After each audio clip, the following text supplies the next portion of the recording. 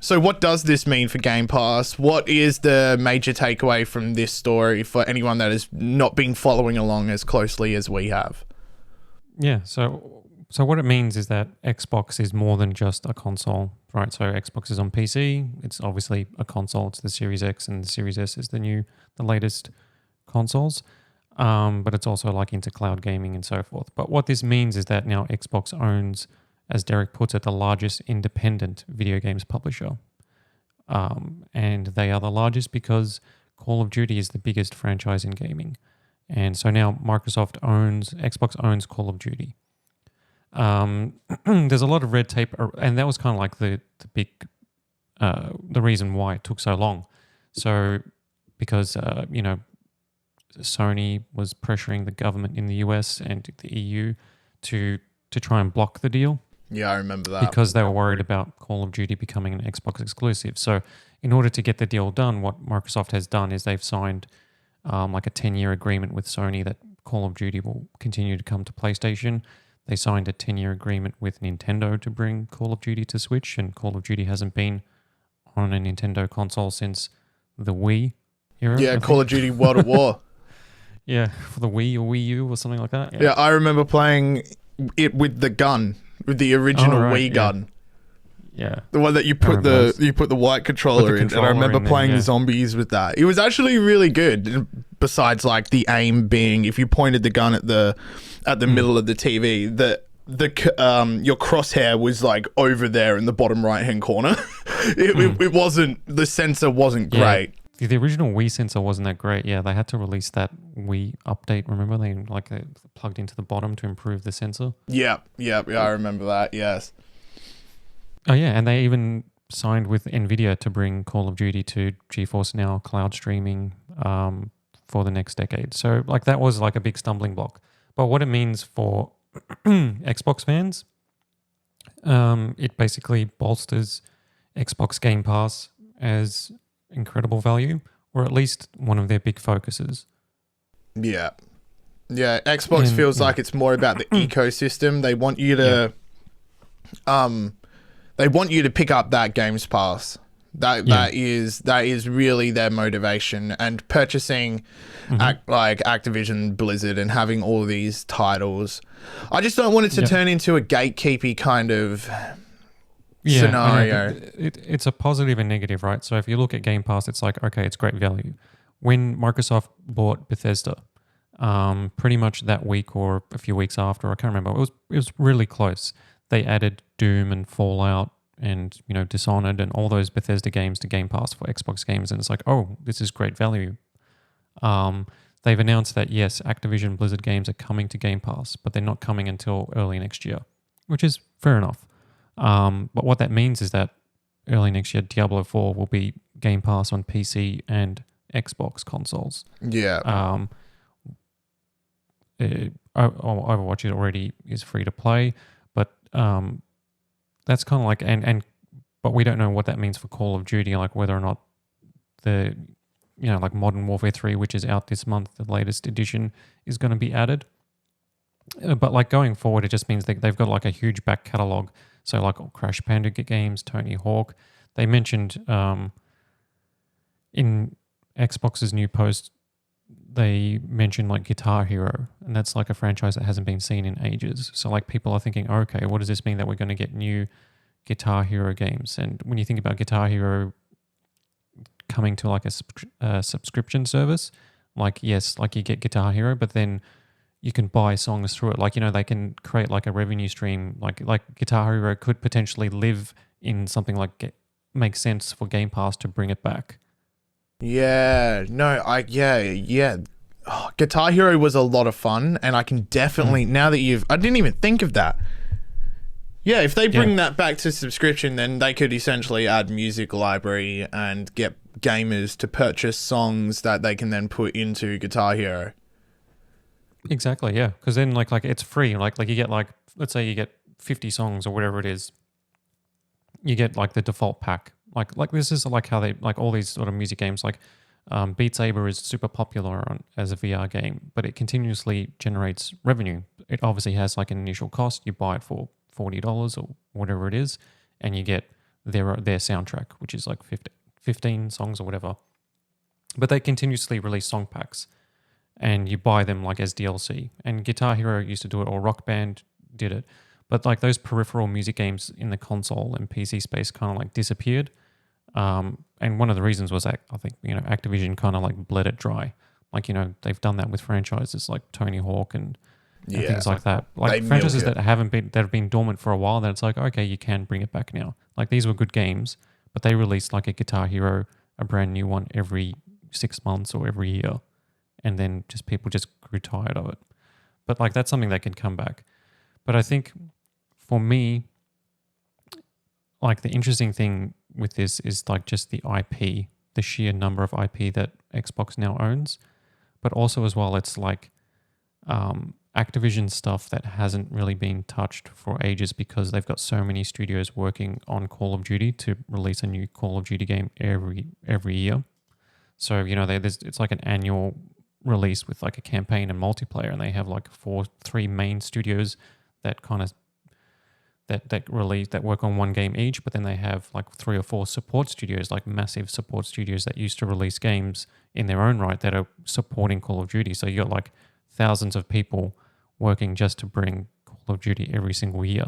Yeah. But with this Activision, it could mean that Xbox will either use these IPs with other studios that it owns, or free up some teams within Activision Blizzard that want to work on stuff that isn't just Call of Duty or whatever the case is, or even within Blizzard. Because they own with this they own StarCraft, and StarCraft is something that could definitely come back. Oh, for sure. They own, like I said, like we've talked about Guitar Hero, they own Tony Hawk, those games. They own Crash Bandicoot, Skylanders, Spyro the Dragon.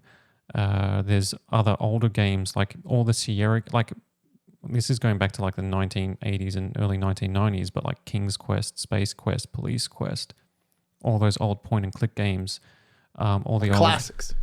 Yeah. So you got like the old RTS Warcraft games. You've got franchises that nobody, that only a few people might remember, like Geometry Wars, and I'm just looking at Heretic and Hexen, right? Activision owned those games. So Heretic and Hexen were kind of like fantasy versions of Doom when Doom first came out, and they were super popular.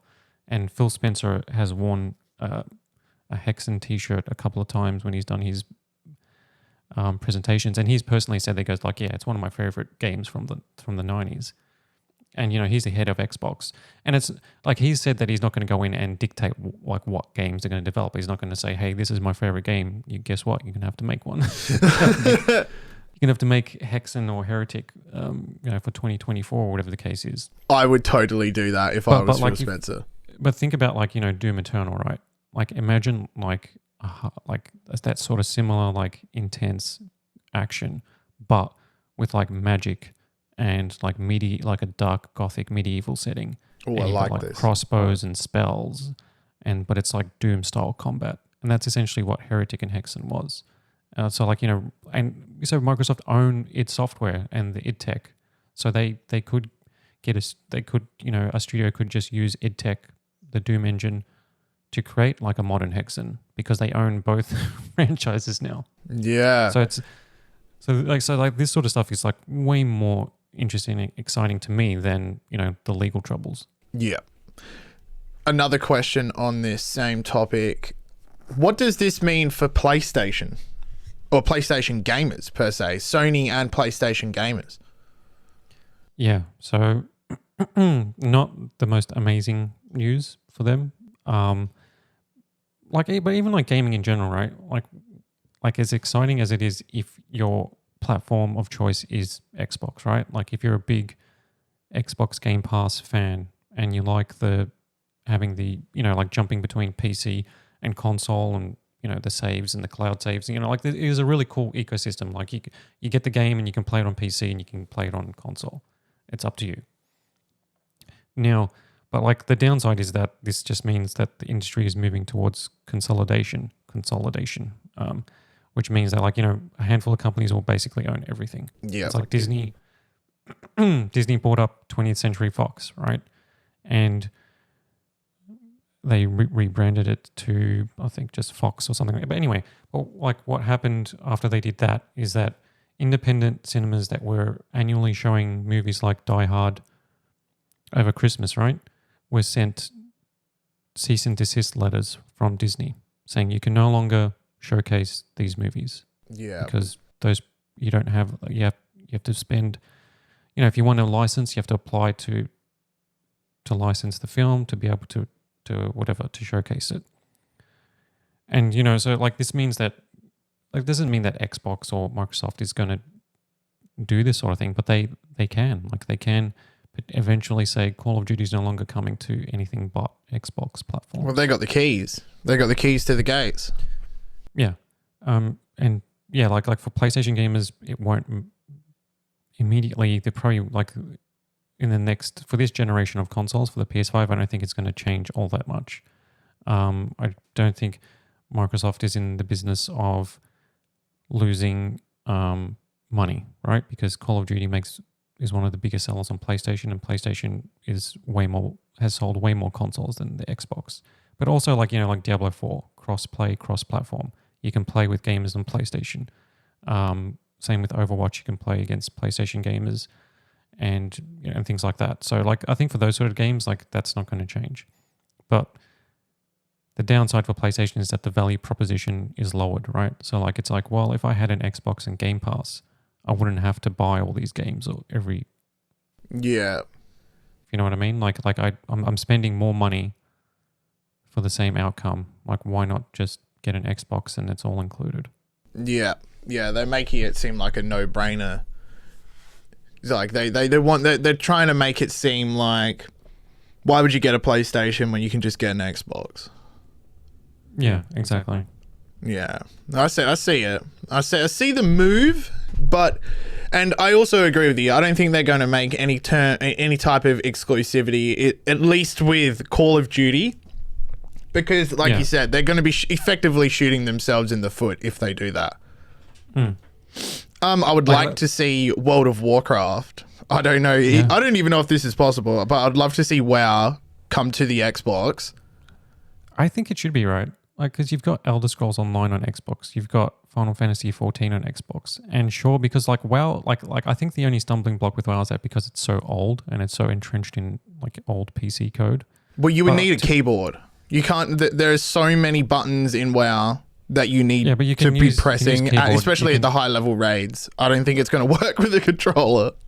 You could get it to work in a sense, but you could also, like, because Xbox has mouse and keyboard support, you could have just develop a controller controls. It brings up like radial dials to select your hotbar, and then you can have keyboard and mouse, or you can have controls to move your character, and then you just have your keyboard just to trigger all your skills and spells. Like it would work. It would be interesting. It'd be kind of cool to see it on a different platform. Yeah, see the godfather of MMOs just move to console. It'd be cool, like if it'd be interesting to see what they do with that with Game Pass, because WoW is still like a subscription MMO, and I don't think that's going to change. No, I don't think that'll change. No. Yeah, there's a lot of. You're right. This is where it gets really interesting, and I mean, poor Sony players. They're probably shaking in their boots, thinking all this exclusivity is going to be jumping, is just down the road, or maybe like you said, not this generation of console, because obviously the deal is still very fresh. Maybe next generation of console we'll start to see a bit more of that gatekeepy nature, because you don't buy the keys to the gates and then not use the gates. Exactly. I think the final thing that I would say on it is that for Activision and Blizzard developers, I think it's probably good news, because previously they're a publicly traded company, right? And so even with like Blizzard and Activision, all their decisions were monetary based. They focus on Call of Duty because it's the biggest moneymaker. With the Xbox acquisition, because of Game Pass, and because Game Pass is about a library, right? There is probably more of a reason now for for something like StarCraft 3 to be greenlit, Yeah. because it's like, well, oh yeah, like the big and biggest and most popular RTS. Yes, we would love that for Game Pass. Is, you know, Xbox will say, okay, that's a win-win. Whereas previously, Activision Blizzard, you know, the CEO and all the big wigs might have said, well, yeah, that's going to sell like a couple of million, but that's not what we're after. We want, you know, a game to sell 10, 20 million. Yeah. If you know what I mean? So like there might be like a reason to get like more of these like stuff like Heretic and Hex. Like, you know, these like sort of like just to actually flesh out the library. Like I think maybe projects will probably be greenlit. But then again, like let's say StarCraft 3 is greenlit early next year. That means we won't see it for another 3-4 years. Yeah, that's true. Maybe some of these titles are already working, like are being worked on behind the scenes, and that apparently Blizzard. Xbox is like, okay, well, now's a good time to purchase Activision Blizzard because we know that they're 75% way through StarCraft 3, but they haven't announced it.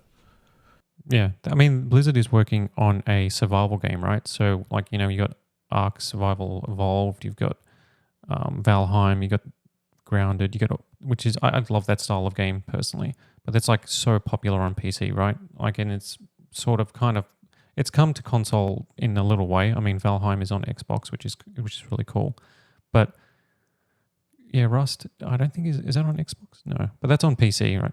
Yeah. I'm not sure, but I know that's big in the space. Yeah. Yeah, so Blizzard has been working on their version of a survival game for ages. Now, like if you look at classic Blizzard, like who knows, like today, like, you know, what the studio makeup is. But like, you know, like when they decided to make an MMO, it was World of Warcraft. When they decided to make an RTS, it was the original Warcraft and Warcraft 2. When they decided to branch into like different genres, they didn't create the genres, but they made them way more accessible and just so polished and fun. And, you know, if they bring that level to the survival genre, that'll be a huge hit, right? But then again, that's a brand new IP, and that could potentially be an Xbox exclusive. So like Microsoft may look at that because it's not Call of Duty, it's not Diablo, it's not Warcraft, you know, it's something new. So we may just say like, well, that one is not going to go to PlayStation. Yeah. Yeah, no, I completely agree. I think any new IP will, it'll be exclusive, I think. All right.